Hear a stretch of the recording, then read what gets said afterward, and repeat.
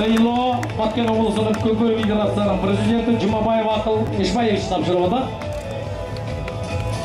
Қуантай Қайманаты.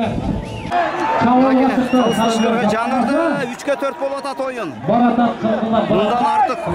Келді, ешкім жоқ. Сұлтанұлы Қуаныш.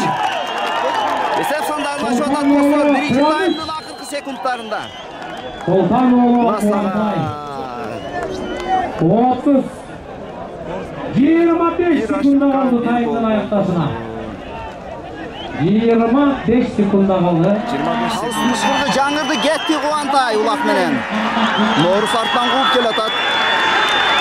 Қандай пайдаланады Қуантай? Келіп қалды. Салым!